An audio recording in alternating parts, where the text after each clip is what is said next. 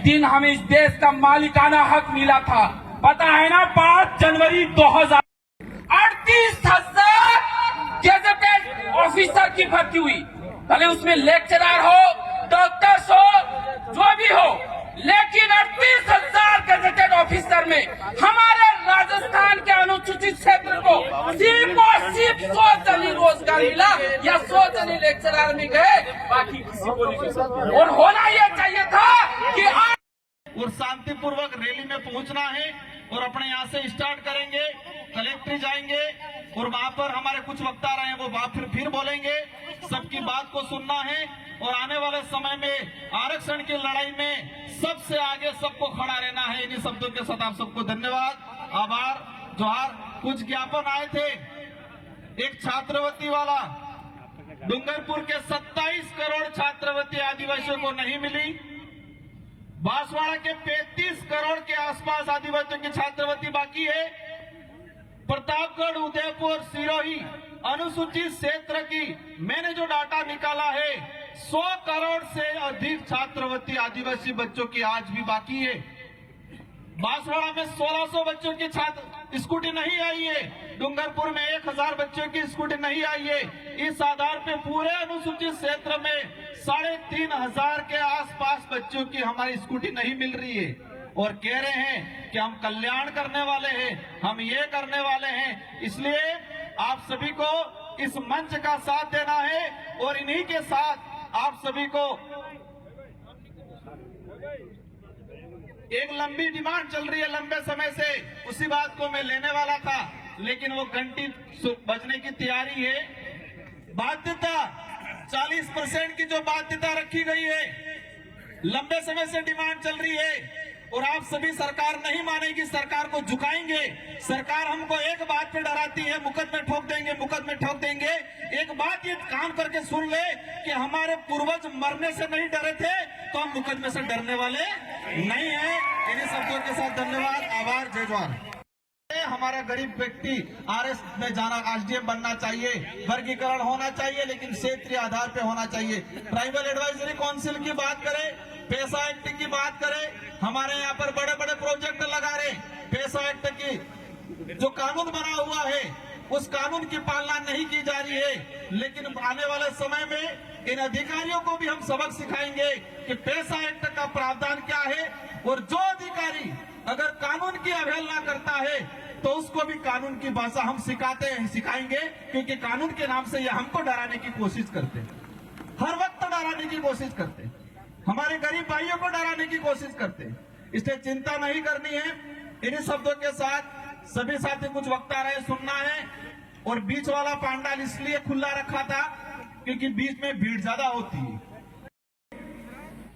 जो गरीब परिवार को नहीं मिला उसको मिलना चाहिए, लेकिन कैसे मिलेगा, कैसे दिलाना है, वो हम तय करेंगे। आदिवासी बाहुल्य क्षेत्र के जितने जो जनप्रतिनिधि है वो तय करेंगे और वो तय करके टीएससी में भेजेंगे और ट्राइबल एडवाइजरी काउंसिल राज्यपाल को भेजेगी और सारे राज्यों के राज्यपाल महोदय राष्ट्रपति को भेजेंगे। इसके बाद तरीके से लागू।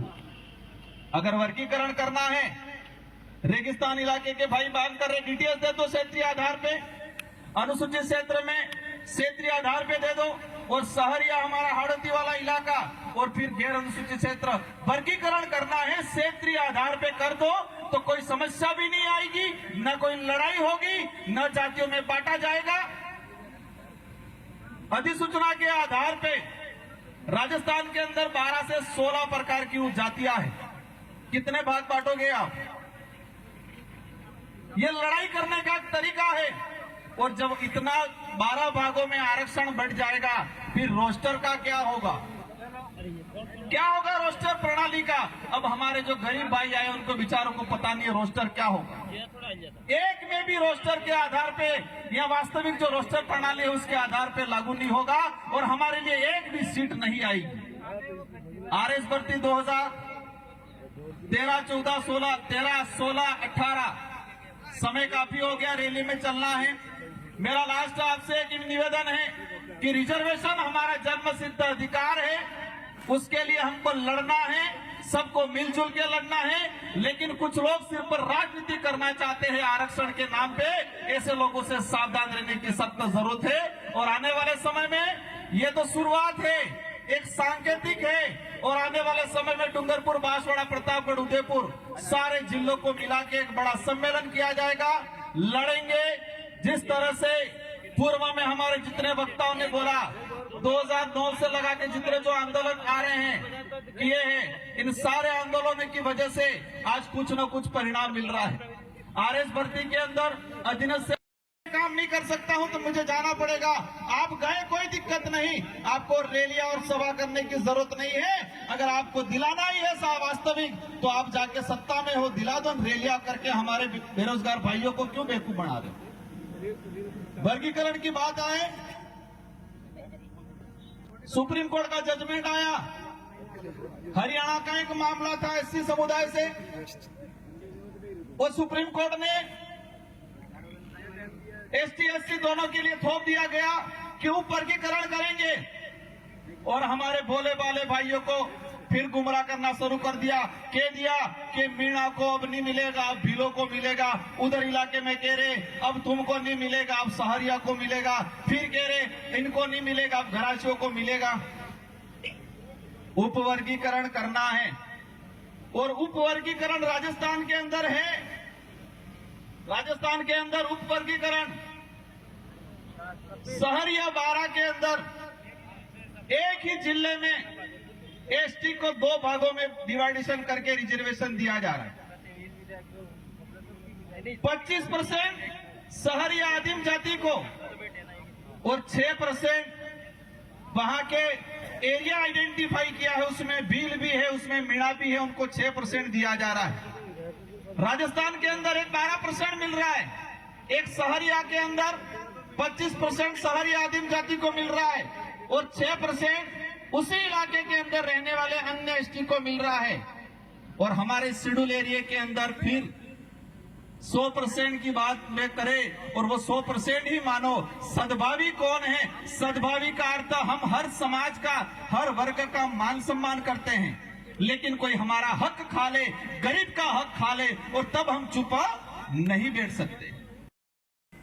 अनुसूचित क्षेत्र के अंदर 939 पद आए, और हमें मिलने चाहिए थे, जो अधिसूचना जो कह रही है 45%, 5%, 50% उस आधार पे हमें मिलने चाहिए थे 423 पद, और मिले कितने? 414 पद। दूसरी ओर इस अधिसूचना में कहा गया कि 50% अनारक्षित, उसमें किसी भी वर्ग का पात्र अभ्यर्थी उसमें जा सकता है। लेकिन हुआ क्या? 2013 की भर्ती के अंदर 50% के हिसाब से जो अनारक्षित पद 470 पद आए अनुसूचित क्षेत्र में, और 470 में से हमारे एसटी के बच्चे जा पाए 8 बच्चे। और वही जब उनकी पदोन्नति हुई, जो एसटी के और एससी के बच्चे ओपन कैटेगरी में गए थे, एसटी के गए थे 8 और एससी के गए थे 5, लेकिन इनका कांस्टेबल से हेड कांस्टेबल में पदोन्नति हुई। तो जब पदोन्नति हुई तो उनकी पदोन्नति उस सामान्य कोटे से न होकर एसटी कोटे के अंदर ही की गई। वही कहानी 2016, 2018, और इन तीनों भर्तियों की अगर डाटा बात करें तो कुल पद आए थे 2312, और 2312 में से हमारे भाई लगे 828, और जो 75% आदिवासी बाहुल्य क्षेत्र है और वहां पर 828, और बाकी जो 50% अनारक्षित की बात करें उसमें 1359 बच्चे दूसरे लगे।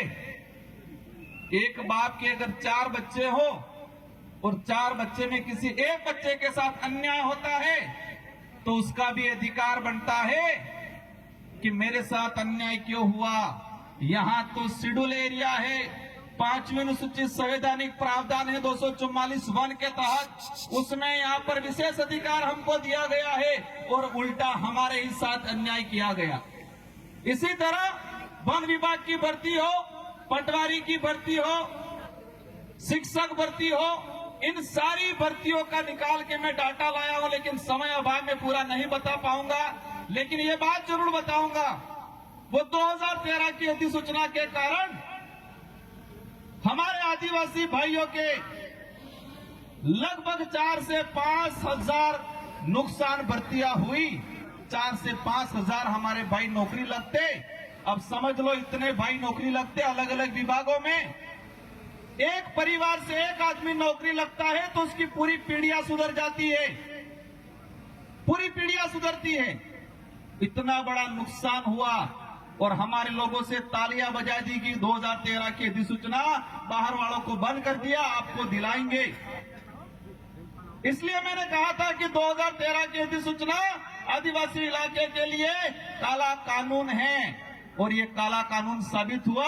उसी वजह से हमारे 4 से 5 हजार परिवार आज भी जो कंपटीशन की एग्जाम की तैयारी कर रहे हैं, अभी आरक्षण की बात कर रहे हैं, करनी चाहिए, हम भी कहते हैं आप करो।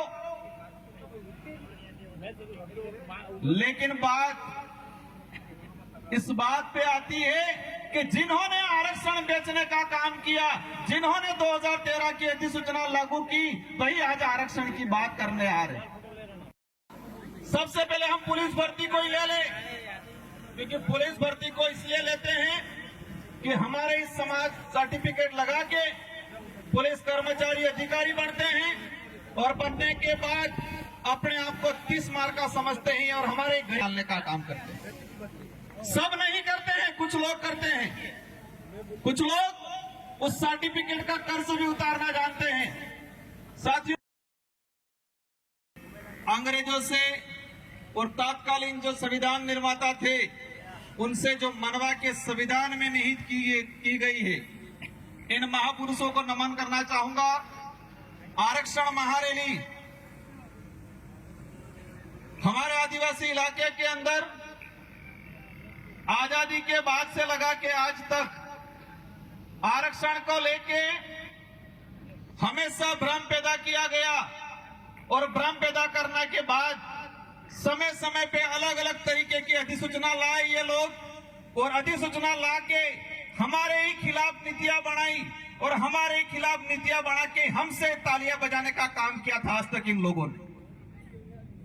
ये जो आज कारवा बैठा हुआ है, ये जितने जो गणवीर हैं, हमारे पूर्व वक्ताओं ने जो बात रखी, एक 2013 की अधिसूचना सबकी जुबान पे है, सबके दिमाग में है।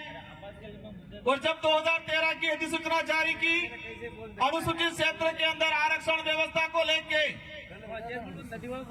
तो हमारे लोगों को बताया गया कि आपके फायदे के लिए है, आपके बच्चे इससे नौकरी लगेंगे, और हमारे पढ़े लिखे तो ठीक है, लेकिन बेचारे हमारे कभी स्कूल नहीं गए, वो माँ बाप खुश हो गए कि अच्छी अधिसूचना आई है, हमारे लड़के कांस्टेबल बनेंगे, हमारे लड़के आरएस बनेंगे, हमारे लड़के डॉक्टर बनेंगे।